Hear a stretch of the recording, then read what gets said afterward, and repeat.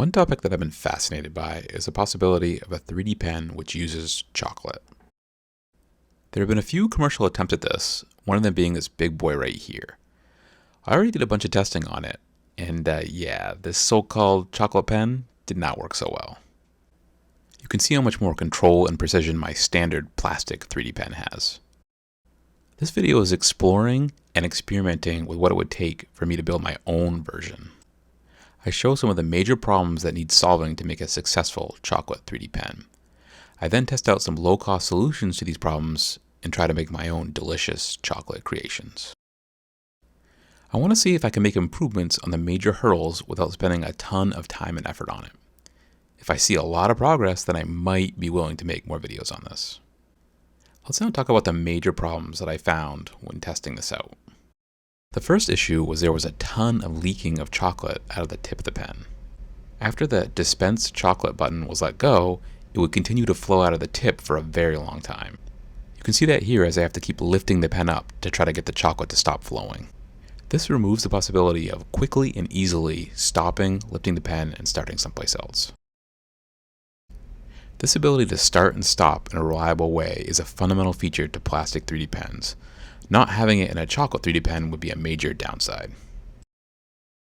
I thought this might be solved by simply moving to a much smaller nozzle, but that did not completely fix the problem. This shows a simple syringe with a very small nozzle. You can see that after I dispense some chocolate and lift the tip up, there's still leakage happening.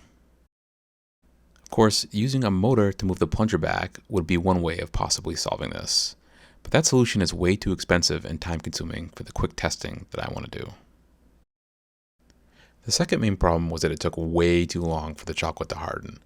For a single layer from that gigantic chocolate pen, it took about 20 plus minutes to harden.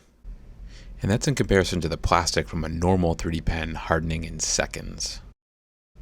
I'd say this is the biggest challenge that I find to making a decent chocolate 3D pen. If this can't be solved, it's probably not worth continuing this project.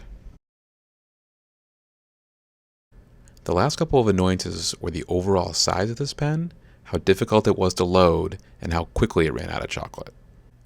Here's a quick teaser of some of the results I was able to achieve with my quick and dirty experiments. I'm making a few whale tails to go along with the wave that I make in the end. Let's talk about the low-cost solutions I'm going to experiment with. For the chocolate leakage issue, I'm going to test out using this valve on the end of a syringe. I'll have to manually toggle it, but that's workable. And no, I'm not trying to pass off a syringe as a chocolate 3D pen. It's just an easy way of doing testing. The raw valve has some issues with being able to adjust it smoothly with one finger. When the valve is fully open, you can't get your finger around the barrel to close it. So I epoxied a dowel pin in place to give my finger another area to push on. I then used my standard 3D pen to add some flexible filament for cushion and grip, and voila, a valve that you can toggle with one finger. Here's a shot of it in action while I was making the whale tail. You can see me closing the valve to cut off the flow right here. For solving the major issue of getting the chocolate to harden quicker, I reached out to someone with a ton of experience 3D printing chocolate, Evan Weinstein from the company Cocoa Press. He provided a lot of great insight and recommended that I make a refrigerated or cooled enclosure which I should do my 3D penning of chocolate inside of. I talk more about Cocoa Press and the awesome 3D printing of chocolate they're doing at the end of the video. Now, how the heck am I going to make a low-cost, cooled enclosure that I can 3D pen chocolate inside of, while also getting some decent footage for this video? Aha! These cheap $3 coolers do come in handy. All I need to do is make a few modifications. I use a styrofoam cutting tool to make a big hole in the top and a smaller hole in the rear of the enclosure. Next, I have to make some holes to get my arms in. The plan is I'm going to seal off these long cleaning gloves to complete the enclosure. Here's an example of one of the plastic windows I'm going to use. Wait, is that the ring from The Expanse? Whoops, off topic. Here's the fun part for sealing up the gloves. After some duct tape, I'm actually going to use my 3D pen and some flexible filament to create the final seal. The flexible nature of the filament should help it hold up to the wear and tear of pulling my arms in and out of the enclosure. And here it is, my cool chocolate 3D pen enclosure. Alright, now it's time to make something inside it. Delicious chocolate. And here we go. Get ready for Choco Vision, TM. As you see this play out, you'll notice some dots appearing around the main wave structure. That's excess chocolate being wiped off the tip. So unfortunately, due to the cheap enclosure, I wasn't able to use the valve as I had hoped. But things ended up working out okay, and I was able to make a pretty decent wave. Here's a look at the finished product still inside the enclosure. Of course, we have to add our base layer to the piece of toast. Okay, this is taking too long, and it's making me hungry. Yum. Okay, trying again. Nope, still making me hungry. Okay, for real this time.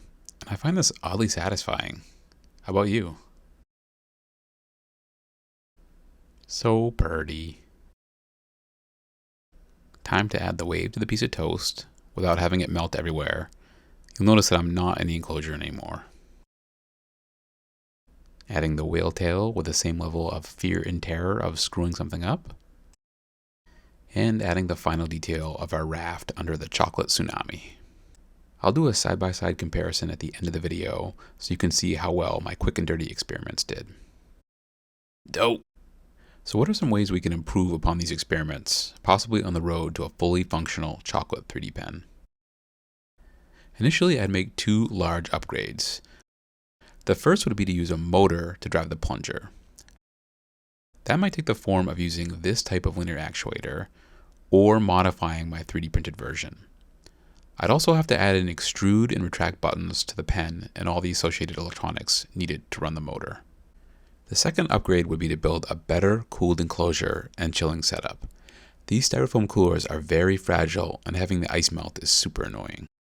I look into using a plastic bin with insulation and some other way besides ice of cooling the enclosure, and having more room to operate would be way nicer. These are just two of the easier upgrades I can make. The whole concept of making a motorized chocolate 3D pen is a major design project for me. In the end, I was pleased with the results of my quick and dirty testing. I was able to make a chocolate 3D pen creation that was of much higher quality than the commercial chocolate pen I tested earlier. It showed me that making a chocolate 3D pen is possible. I'd be curious to know what you all think of the results. As I mentioned earlier in the video, I received a lot of helpful information and tips from Evan at CocoaPress. He's currently working on getting his chocolate 3D printer ready for manufacturing. I've put a link to his website and social media account down in the video description, so go have a look if you're interested. Finally, where we go from here on this subject is up to y'all. It's going to take way more time and effort to make a functional chocolate 3D pen. But if not many people watch this video, I'm going to assume there isn't enough interest to continue.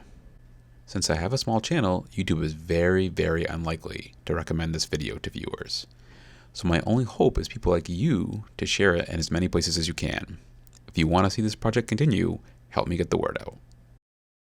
I mean, don't you think the world deserves some delicious chocolate 3D pen creations? Okay, maybe it's not that dramatic, but I leave it in your hands. Here's a link to my video testing the monstrous chocolate pen you saw in this video. Or if you're interested in learning how to use a normal 3D pen, check out this tutorials playlist, which covers all skill levels. Finally, don't forget to hit that subscribe button if you want to see more 3D pen content. Thanks for watching, and I'll see you next time.